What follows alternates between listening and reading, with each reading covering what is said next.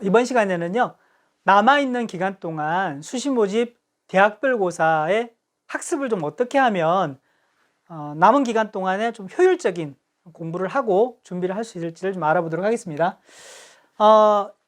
우리가 대학별 고사라고 하면 논술, 면접 등등을 이제 일컬 수 있는데요. 이런 내용들은 주로 이제 보면 준비를 하기 위해서 뭐 동네에 있는 학원이라든지 아니면 유명 학원이라든지 아니면 과외를 한다든지 뭐 이렇게 해서 별도의 시간을 할애를 하시는 경우가 되게 많아요. 수험생들 경우에. 더군다나 이제 고3 뭐 마지막 2학기에 와서는 목표로 하는 전형 요소가 전형 유형이 좀 압축되고 나면 이 전형을 위해서 또는 이 전형 요소에 고득점을 받아야 된다는 차원이면 충분히 가능할 걸 보여지긴 하는데요. 좋습니다. 그렇게 하기 이전에 한 가지 살펴봐야 될 것은 지금 여기 보시는 대로요.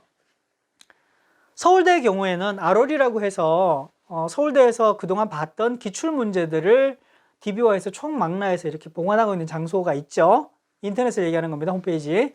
그 다음에 고려대 학교에도 입학자료실에 들어가 보면 대학별 고사와 관련되는 많은 자료들을 풍부하게 보관하고 있습니다. 그래서 서울대 경우를 놓고 보면 기출 제시문에 가보면 지난 면접 및 수시 모집에 있었던 면접 및 구술고사의 기출 제시문과 출제 근거의 내용들을 다 볼 수 있는 파일들이 있어요. 모집 단위별로요. 그리고 고려대 입학자료실에 가면 지난해 선행학습 영향평가 결과라고 해서 이 내용에는 대학별로 출제된 전형 유형, 전형 요소별 기출 문제에 모든 문제들을 수록해 놓고 그 출제 근거와 해설과 채점 기준 등을 통해서 준비할 수 있도록 정보를 제공하고 있습니다. 제가 왜 이 내용들을 말씀드리냐면 이 내용들을 미리 먼저 살펴보시고 난 다음에 내가 어떤 공부를 무슨 공부를 하면 되겠다는 것을 좀 감을 잡거나 방향을 좀 설정하고 난 다음에 학원이나 과외 공부를 통해서 대학별고사 공부를 하시면 훨씬 더 효과가 있을 거라는 얘기죠. 효율성 있는 공부를 하기 위해서는 내가 뭘 해야 될지를 알고 좀 접근을 하자라는 취지로 좀 말씀을 드리는 거고요. 연세대학도 마찬가지입니다. 홈페이지에 가면 논술 전형의 출제 의도나 문제 해설, 금년도에 봤던 모의 논술에 대한 부분들을 동영상으로 해서 올려놨습니다. 그래서 시간을 할애하시고 이 동영상을 한번 보세요. 그래 자료들을 접하고 난 다음에 대학에서 출제하는 논술 시험은 이런 의도를 가지고 출제를 했구나. 그리고 답은 이렇게 써야 되는 거구나. 그러기 위해서는 어떻게 무엇을 공부해야 되겠구나 라는 걸 알고 접근하자. 그러면 훨씬 더 내가 하는 논술 공부에 대해서 뭔가 좀 준비를 제대로 할 수 있을 겁니다. 물론 내 능력으로 안 될 수 있죠. 그러면 학원을 선택하든 아니면 과외를 선택해서 하시면 되고요. 하지만 내가 부족하고 내가 안 되는 걸 스스로 조금 진단을 하고 나서 접근을 하자. 이렇게 말씀을 드립니다. 자, 좀 더 구체적으로요. 고려대학교에서 지난해 선행학습 영향평가 발표된 내용들을 좀 보면 인문계열의 정보에 보면 수시 모집 일반 전형의 계열 적합형인데요. 여기는 이 해당 문항이 출제 범위가 문학, 고등학교 교육과정이죠. 국어의 문학, 그 다음에 사회교과의 사회문화, 윤리와 사상과 관련되는 교육과정의 교과서 과목 내용이고요. 핵심 개념의 용어 나와 있습니다. 대상, 개별성, 개개인성, 보편성 등등의 내용들의 핵심 개념들을 내가 이해하고 있어야만이 이 면접 구술을 치를 수 있는 역량을 갖출 수 있다는 거죠. 자, 실제 문제 내용들, 제가 제시문은 뺐습니다만 4개 제시문이 나오는데요. 이 제시문을 보고 이 가나다에서 대상을 이해하는 방식을 비교해서 설명해라. 그 다음에 라에 나타난 상황을 가와 나를 활용해 평가하라. 나를 참조하여 다의 보험 서비스에서 발생할 수 있는 문제점을 들고 이에 대한 해결 방안을 제시해라. 지원 계열 혹은 전공 분야에서 가의 사고방식을 극복하기 위한 노력을 예를 들어서 설명하라. 이런 거잖아요. 그래서 이 면접과 관련되는 부분을 물론 면접과 관련되는 부분도 학원도 다니고요. 뭐 실제로 과외도 하고 이렇게 해서 많이 학습을 하는데 이걸 어떤 답을 해야 되는지 문제와 내용들을 보고 나서 내가 공부를 어떻게 할지를 좀 알아야 되는 거죠. 근데 그래야만이 말씀드렸던 대로 준비 상황에서 좀 효과적으로 준비를 할 수가 있습니다. 그렇지 않고는 내용도 없이 그냥 맹목적으로 뭐 학원 선생님이나 또는 과외 선생님이 이렇게 하라, 이렇게 하면 된다, 저렇게 하라, 저렇게 하면 된다로 가잖아요. 근데 그래서는 결국 좀 현명한 대체가 될 수 없다. 알고 가자라는 취지로 말씀드리는 거니까 물론 이 대학뿐만 아니라 다른 대학도 꼭 좀 살펴보시기 바랍니다. 자, 자연계열 한번 볼게요. 자연계열은 이제 계열 적합성의 면접 구술인데요. 여기는 보면 통합사회 교육과정에서 한국사, 수학 1, 통합과와 과학, 지구과학 1, 화학 1, 요 과목들의 내용들을 다루고 있는데 다양성과 가역과 비가역에 관련되는 핵심 개념들을 염두에 둬야 되는 거죠. 자, 내용들은 일부 이제 아까 보셨던 인문하고 비슷합니다. 그죠? 공통 개념 설명하는 거, 대립되는 두 개념 설명하는 거, 문제 1에 답한 내용이 사회 현상에서 보이는 사례를 찾고 설명하는 거, 대립되는 두 개념이 과학 분야와 사회 현상, 과학하고 사회 분야죠. 그래서 보이는 사례를 가지고 각각 찾고 난 다음에 설명하라 뭐 이런 거잖아요. 이거 사실은 어떻게 할까 막막하죠. 그래서 아까 말씀드렸던 대로 이 선행학습 영향평가에 나온 문항의 내용들을 보면 자, 이 근거, 출제 의도, 그 다음에 답, 해설 이런 부분들이 자세하게 설명이 돼 있거든요. 읽어보고 난 다음에 아, 이런 거구나, 이걸 찾아라고 하는 거구나, 이렇게 답하는 거구나 라는 것을 알고 가야 되는 거죠. 특히 이제 면접 구술에서 이 계열 적합형에서는 우리가 아는 수학이나 과학적인 개념이 자연계열에서 오롯이 문제풀이뿐만이 아니라 실제로 면접 구술 상황에서 답할 때 어떻게 답해야 되는지, 어떤 내용을 가지고 답을 해야 되는지에 대한 부분들도 자세하게 제시를 하고 있기 때문에 반드시 확인할 필요가 있다, 이렇게 말씀드립니다.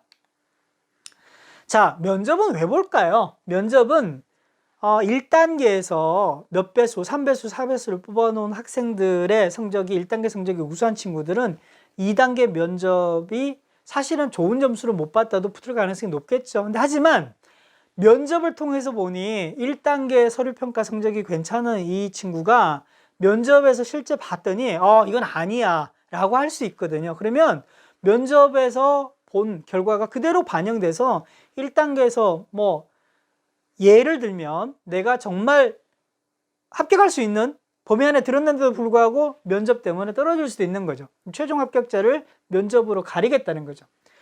자, 반대로 보면 1단계 합격에서 내가 합격권 밖으로 있었어요. 서류나 뭐 학생부를 등록해서 보니까. 근데 하지만 면접을 제가 대단히 잘 본 거예요. 그러면 이 학생 면접을 보니까 그래도 가능성이 충분히 있어 해서 면접 점수를 높게 주면서 2단계, 1단계 성적과 면접을 합한 걸 보니까 합격 가능권 안으로 들어갈 수도 있는 거죠. 그래서 면접을 보는 대학들은 반드시 면접에 영향력이 있을 수 있다라고 염두에 두셔야 되는 겁니다. 다만 학생부라든지 또는 뭐 서류, 자기소개서를 비롯해서 서류에서 1단계에서 너무 점수를 많이 잃어버리는 경우에는 아무리 면접을 잘 봐도 이걸 이제 극복할 수 있는, 회복할 수 있는 한계는 있다라는 점도 좀 염두에 두셔야 되고요. 면접 방식을 보면 대체로 이제 뭐 다른 면접들도, 상황 면접들도 있고 다양한 면접들이 있긴 합니다만 서류 기반하고 제시문 기반 면접으로 나누어 볼 수 있는데요. 모집 요강을 통해서 또는 아까 제가 말씀드렸던 선행학습 영향력 평가의 지난 입시 결과를 좀 정리를 해놓은 자료들을 통해서 볼 수 있고요. 아니면 금년에 모의 평가를 치른 대학들도 많습니다. 면접이나 모의 면접이나 또는 모의 논술이나 통해서 볼 수 있겠죠. 자, 면접의 상황에서 이 기출문제들, 뭐 선행학습 영향력 평가나 모의 시험이나 또는 실제 면접에서 나왔던 문제들을 통해서 좀 살펴보고 난 다음에 이 제시문 기반 면접에 관련되는 부분들은 반드시 이제 공부를 어느 정도까지 해나가야 돼요. 그죠? 한 방에 안 되거든요. 한 번에. 왜 단박에 안 되냐면 학업 역량을 묻는 문제이기 때문에 내가 가지고 있는 기본 지식들이, 학업에 관련되는 지식들이 좀 있어야 됩니다. 그래서 먼저 보시고 난 다음에 앞으로 2학기에 많은 시간들이 남아 있잖아요. 그래서 수시에 지원한 대학에 면접이 있는 경우는 그 면접일까지 좀 체계적으로 준비할 필요가 있다, 이렇게 말씀드릴 수가 있고요. 개별 고등학교에 보면 면접과 관련돼서 이제 우리 학교 선배들뿐만이 아니라 다른 먼저 경험했던 선배들의 내용들을 좀 정리를 해서 사례들을 묶어놓은 사례집들도 있습니다. 이제 그런 내용들을 좀 참고를 해도 되고요. 인터넷 홈페이지나 또는 인터넷을 통해 가지고 기본 정보들을 좀 확보를 해서 이런 문제들이 출제되는구나, 이렇게 답변을 하면 되겠구나라는 정보들을 좀 확인하고 내 것으로 좀 만들 필요가 있습니다. 자, 다시 한번 정리해보면요. 제시문 기반 면접은요, 주어진 문제를 풀어가는데, 이게 글로 풀거나, 그죠? 하는 게 아니고, 말로 풀어나가야 되는 거잖아요. 그래서 실제 면접 상황하고 똑같은 걸 계속 반복해보는 것도 필요하지만, 평소 수업 시간에 질문에 대한 답변을 한다든지, 또는 내가 가지고 있는 생각들을 좀 조리 있게 말해본다든지, 또는 논리적으로 말한다든지 해서 평소에 말하는 습관들을 좀 고쳐나가고 잘 말할 수 있도록 노력하는 이런 것들이 좀 필요할 것 같고요. 서류 기반 면접은요, 제시문 기반 면접하고 좀 달라서 보면 주로 학생부나 자기소개서에 내가 제출한 내용들을 면접 상황에서 진위 여부를 확인하려고 하는 내용들이 많거든요. 근데 하지만 학생부를 기반으로 하는 구체적인 서류 내용을 내가 확인하지 않고 면접 상황에 들어가게 되면 당황하는 경우가 생기는 거죠. 또는 내가 그 내용들을 머릿속에 잔뜩 외우고 들어갔는데 면접장에 딱 도착했더니 머릿속이 하얘지고 면접관 얼굴이 안 보이고 면접관 선생님의 말소리가 안 들리는 거죠. 그럼 당황하게 되잖아요. 그럼 또 내가 가지고 있는 내용들을 또 제대로 얘기를 할 수가 없는 거죠. 근데 하지만 어떻든 상황에서 좀 대응할 수 있는 방법은 내가 답변을 할 수 있는 상황이 안 되거나 또는 내가 많이 당황해서 기억이 나지 않거나 뭐 이런 상황이 오면 한 번 더 질문을 해주시겠어요? 라고 이제 얘기를 하든지 해서 그 상황만은 정신을 바짝 차리는 경우도 필요합니다. 그래서 내가 반드시 이 대학 이 학과를 들어가기 위해서는 이 면접을 통과해야 한다라는 생각을 좀 가지고 평소에도 좀 준비를 하는 게 필요하다, 이렇게 말씀드릴 수 있고요. 뭐 어쨌거나 서류 기반 면접이라고 하더라도 학업 내용들을 좀 질문하는 학습과 관련되는 질문도 나올 수 있기 때문에 내가 지원하는 모집 전형과 관련되는 진로와 관련되는 그 학과와 관련되는 내용들은 조금 더 기본 내용들을 좀 정리를 해놓을 필요도 있다라는 말씀을 드릴 수 있고요. 다양한 면접들을 좀 더 미리 경험해보고 훈련하는 것도 좀 필요할 것 같아요. 그래서 학교 상황에서 뭐 친구와 또는 학급에서 선생님과 모의 면접들을 해보고 훈련을 하는 것도 좋은 연습이 좀 될 수 있을 것 같다, 이런 말씀을 팁으로 드립니다. 자, 논술로 좀 가보겠습니다. 논술 같은 경우에는 면접하고 조금 다른 게 있을 수 있는데요.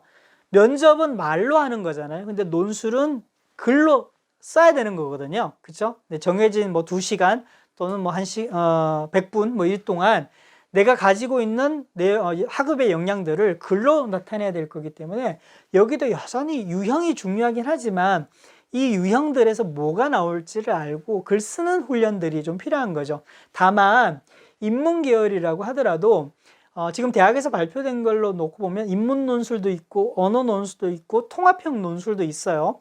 이 논술의 유형들이 어떤지는 금년도에 발표된 내용과 모의 논술을 통해서 좀 살펴볼 필요가 있는데, 단순 언어 논술이나 인문 논술뿐만이 아니라 수리 논술이 포함될 경우가 있습니다. 이거는 이제 뭐 사회대학이나 또는 경제에 관련되는 대학에서는 수학적인 학업 역량들이, 수학 능력이 좀 필요하잖아요. 이런 경우에는 인문 논술 시험이라도 수리 논술이 출제될 수가 있기 때문에 수학과 관련되는 훈련들이 좀 필요합니다. 그래서 기출문제나 금년도의 모의 논술이나 또는 아까 면접에서 말씀드렸던 것처럼 선행학습 영역의 평가에 나오는 정보들을 통해서 좀 사전 준비를 해야 한다라는 말씀을 드리고요. 자연 계열의 경우에는요, 보면 수학 문제풀이가 대부분일 수 있습니다. 논술에서는. 그래서 수리 논술, 그러니까 수학 문제풀이와 관련되는 훈련들을 좀 해야 되는데, 이것도 실제로는 기출문제나 모의 논술 문제나 또는 선행학습 영역평가에 나오는 수학 문제들을 실제로 봐야 되고요. 자연 계열은 또 인문 계열하고 조금 다르게 예를 들면 수학 1, 수학 2, 기하냐, 미적분이냐 뭐 요런 등등에 나오는 출제 범위도 대단히 중요하거든요. 왜냐하면 수학 문제이기 때문에 나오는 범위가 달라지게 되면 내가 공부해야 될 범위도 다르잖아요. 그래서 목표하는 대학 또는 수시 지원한 대학에 실제로 수학의 문제가 나오는 출제 범위까지 좀 확인하는 게 필요하고요. 수학 이외에 과학도 포함해서 나오는 과학 논술을 출제하는 대학들도 있습니다. 뭐 일부 의대를 비롯해서 건대, 경희대, 건대, 성균관대, 연세대, 중앙대는 과학 논술이 나오거든요. 그래서 이 과학 논술은 수학 이외에 내가 물리나 화학이나 생명과학이나 뭐 등등의 과목별로 준비해야 될 게 별도로 좀 있어서 실제 기출문제를 좀 보고 나서 준비를 하자라는 말씀을 좀 드리고요. 수학 논술 아무리 잘해도 과학 논술이 안 되면 그만큼 감점 당하잖아요. 명심하셔야 됩니다. 그래서 내가 과학이 약하다 그럴 경우에는 목표 대학이 달라질 수 있으나 수리 논술로 집중하는 것도 필요하다 이렇게 볼 수 있습니다. 자, 면접하고 논술에 대해서 좀 살펴봤는데요. 이게 대학별 고사는 아니지만 자기소개서도 사실은 수시 모집에서 내가 좀 부족한 학생부를 좀 만회할 수 있는 전형 요소로 활용되고요. 이 자기소개서를 통해서 내가 목표 대학이나 또는 지원 학과, 전공에 내가 좀 홍보할 수 있는, PR할 수 있는 전형 요소로도 중요한 역할을 하기 때문에 좀 살펴보면요. 지난해하고 금년하고 자기소개서가 바뀜으로 인해서 대학별로 발표된 모집 요강의 내용을 보면 좀 달라진 게 있어요. 서울대는 보시면 원래 이제 4번 자율문항의 독서, 자기 학생이 읽은 책을 3권 선정하라고 그랬는데 2권으로 권수를 줄였고요. 자율문항의 자수가 800자이다 보니까 쓰는 글자 수도 지금 각각 두 개 책에 400자, 400자씩 해서 이제 800자로 줄였습니다. 하지만 책을 선정한 이유가 이제 단순한 내용 요약이 아니라 읽게 된 계기, 책에 대한 평가, 자신에게 준 영향력 뭐 이런 것들을 중심으로 기술해야 된다는 것은 바뀌지 않았습니다. 그래서 책을 조금 더 선정하는데 주의를 기울여야 되겠고요. 아까도 말씀드렸습니다만 자수가 줄어들면 더 줄어든 만큼 핵심 내용들만 좀 잘 정리를 해야 된다는 부분을 좀 염두에 두시면 좋겠습니다. 자, 자기소개서 이제 다른 내용들을 보면 실제로 왜 우리 대학에 지원해야 되는지 지원 동기, 그리고 준비하기 위해서 노력한 고등학교의 과정이나 이 과정을 거친 학생의 학교 환경 또는 가정 환경 또는 지역 환경 등이 학생에게 어떤 영향을 미쳤느냐 이런 부분들을 4번 문항으로 이렇게 적도록 했는데요. 안 바뀐 대학들도 있어요. 뭐 서강대 같은 경우에는 보니까 서강대가 아니고요. 그 대부분의 대학들 보면은 2021학년도에 자율문항을 그대로 옮겨와서 글자 수만 800자로 줄여서 이제 반영하는 대학들도 있는데 좀 바뀐 대학들도 있어요. 보면 중앙대 같은 경우는 학교생활부의 기재 내용 중에서 지원자의 우수성을 보여줄 수 있는 사례에 대해서 기술을 하라고 돼 있잖아요. 그러니까 1번, 2번 항목들을 통해서 학생부 내용에서 충분히 피력할 수 없었던 것을 자율문항으로 3번 문항으로 하라 뭐 이렇게 돼 있고요. 서강대 같은 경우에는 2021학년도에는 학업이나 진로 계획 이후를 좀 알아보라고 얘기를 했는데 그게 아니라 자기소개서를 아예 없애버렸고요. 또 일부 대학에서는 보면 내가 지원하고자 하는 동기라든지 이유라든지 이런 부분들을 노력한 내가 이제 1년의 과정들을 이후의 학업 계획보다는 이전에 고등학교 과정에서 내가 어떻게 준비했는지 준비 위주로 또 기술하라 뭐 이렇게 바뀌어진 대학들이 있어서 자율문항의 내용들도 잘 문제를 확인하고 난 다음에 기술을 해야 되는 겁니다. 자, 아까 말씀드린 동국대의 경우죠.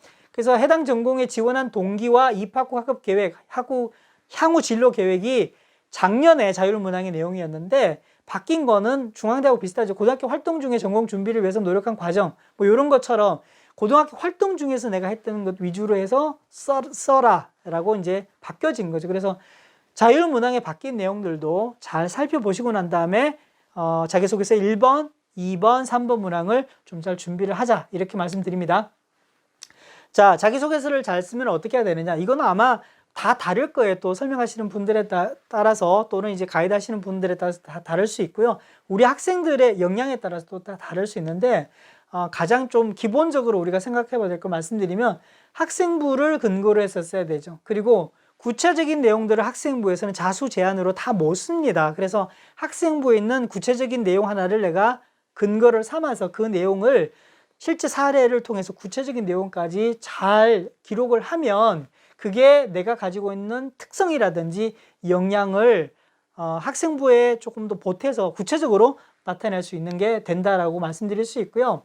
너무 거창하거나 또 화려하게 쓰는 것보다는 내가 고등학교 과정에서 최선을 다했던 내용들, 그리고 열심히 했던 내용들, 그리고 이 내용들이 실제로 자기소개서는 내가 쓰면 입학사정관이나 서류를 점검하시는 분들이 보고 판단하는 거잖아요. 그래서 조금 더 좋게 바라볼 수 있는, 그러니까 읽는 사람, 자기소개서를 읽어보는 사람, 평가하는 사람의 입장에서 좀 살펴보고 정하는 것, 주제를 정하거나 아니면 거리를 정하는 게 좋겠다라고 좀 말씀드릴 수 있고요. 너무 장황하게 많이 나열하고 열거하는 것보다는 그 내용이 많고 풍부한 것보다는 이런 뭐 한 가지 내용이라도 좀 더 구체적인 내용, 그리고 그 내용 자체가 어떻게 시작되면서 어떤 과정을 거쳐서 어떤 결과를 냈고 그 과정에서 내가 배우고 보고 느낀 점이 무엇인가를 자기소개서에 나타나는 게 훨씬 더 영향력이 있다. 그리고 학생부에서 보여주지 못한 면들을 자기소개서를 통해서 어필할 수 있다. 이렇게 보시면 좋겠습니다. 코로나19가 이제 작년, 금년까지 계속 오고 있습니다. 그래서 우리 학생들이 수시, 정시, 금년 대학 입시를 치르면서도 좀 불편해하는 점 또는 좀 수월하게 잘 입시를 치를 수 있도록 대학에서 요강을 좀 많이 바뀐 경우도 있더라고요. 그래서 전형 계획 발표에서 수시 요강에서 발표한 내용들이 있는데 보면은 뭐 실기와 관련되는 또는 전형 일정과 관련되는 또는 수능 최장력 기준을 좀 완화시킨다는 등등 대학마다 좀 다양하게 있는 것 같아요. 근데 이런 내용들도 수시 모집 요강과 이후에 대학에서 발표되는 내용들을 좀 잘 염두에 두시고 판단하시면 좋을 것 같습니다. 자, 긴 시간 동안 금년도 수시 모집에 관련해서 좀 살펴봤습니다. 근데 수시 모집을 지금 준비한다는 것은 사실상 시간적으로나 또는 우리 학생의 이제 부담으로나 쉽지는 않아 보이긴 합니다. 하지만 우리가 해온 것들이 있거든요. 돌아보시면 우리 수험생들이 애쓰고 많이 해놨던 것들이 있어요. 네, 그 해놨던 것들을 잘 분별해서 내가 어떤 지원, 전형 유형을 선택하면 수시 지원이 더 유리해질지를 염두에 두고 선택하고 지원하는 게 중요한 거거든요. 그래서 지금 이 순간 우리가 모든 것들을 다 내려놓고 자, 이걸 선택하자. 이게 답이다. 이래야만 합격 확률이 높다. 라고 하시지 마시고요.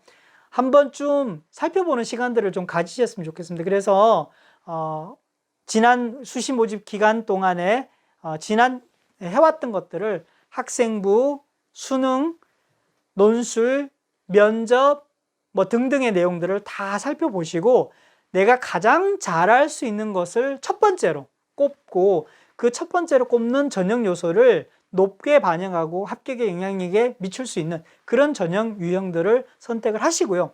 그 전형 유형들이 어느 대학에 있는지를 보시면 좋을 것 같아요. 그래서 그 대학들을 염두에 놓고 내가 목표로 했던 대학들은 반드시 한 곳 지원을 하고 또 대학 수준을 좀 더 높이고 낮추고 해서 6개를 잘 선택하시면 남아있는 수시 지원을 잘 하시고 또 그 이후에 남아있는 논술이나 면접까지 잘 준비를 하셔서 대학별 고사도 잘 치를 수 있을 것 같습니다. 그래서 우리 학생들을 수험생들 그동안도 고생 많았고요. 앞으로 또 이 수시 지원과 그 이후에도 시간들이 많이 남아있다는 점을 좀 염두에 두시고 잘 활용을 하셔서 금년도 수시 모집에서 목표하는 대학에 꼭 합격하실 것을 당부하고 제가 꼭 합격하기를 기원하면서 마치겠습니다. 수험생 여러분 화이팅!